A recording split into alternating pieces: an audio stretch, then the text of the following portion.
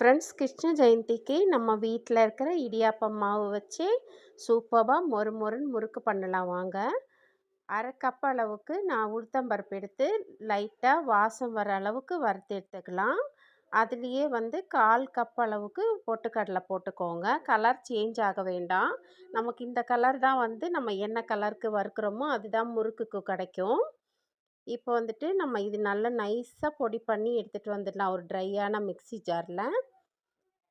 இப்போ அதே கப்பில் 2½ கப் அளவுக்கு இடியாப்பம் மாவு எடுத்துக்கலாம். நீங்கள் வாங்கினதா இருந்தாலும் ஓகே தான், இல்லை நீங்கள் வீட்டில் ரெடி பண்ணி வச்சதா இருந்தாலும் ஓகே தான். சூப்பராக அது நல்லா எல்லாமே நைஸாக எந்த ஒரு இதுவுமே இல்லாமல் கொரப்பு இல்லாமல் நல்லா நைஸாக பொடி பண்ணி நல்லா சலிச்சிட்டு சேர்த்துக்கோங்க. மாவு பிசைகிறதுக்கு 2½ கப்பு அரிசி மாவுக்கு அரை கப்பு உளுத்தம்பருப்பும் 1/4 கப்பு உடச்ச கடலையும் வறுத்து பொடி பண்ணது எல்லாத்தையும் ஒன்றா நம்ம மிக்ஸ் பண்ணிடலாம். இப்போது நல்லா பொறுமையாக சலிச்சு எடுத்துக்கோங்க. சூப்பராக நைஸாக இருந்தால் மட்டும்தான் முறுக்கு உங்களுக்கு உடஞ்சி விடாமல் ஒரு நல்லா கரெக்டான ஷேப் வரும். இப்போ பார்த்திங்கன்னா நம்ம எல்லா மாவும் சேர்த்துட்டோம். இதுக்கு 1 ஸ்பூன் அளவுக்கு சால்ட்டு போட்டுக்கலாம். 1 ஸ்பூன் அளவுக்கு ஜீரகம் போட்டுக்கோங்க. எள்ளு பிடிக்கிறவங்க எள்ளு போட்டுக்கோங்க. நான் இன்றைக்கி ஜீரகம் தான் சேர்த்துட்றேன் 1 ஸ்பூன் அளவுக்கு.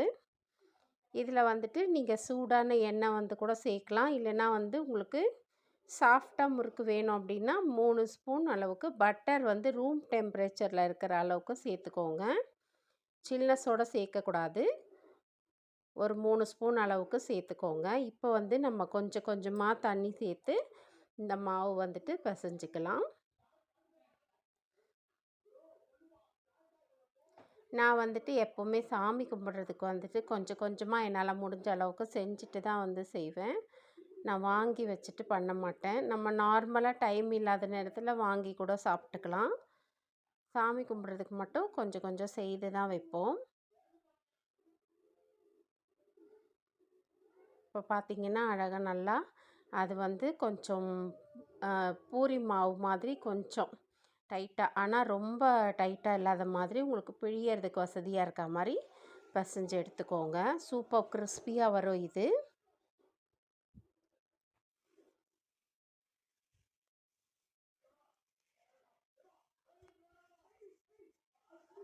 அப்பம் வீடியோ நம்ம சேனலில் ஆல்ரெடி இருக்குது. வெல்லம் போட்டு உண்ணியப்பம் கிருஷ்ணனுக்கு படைக்கிறதுக்கு ஃபஸ்ட்டே நம்ம சேனல்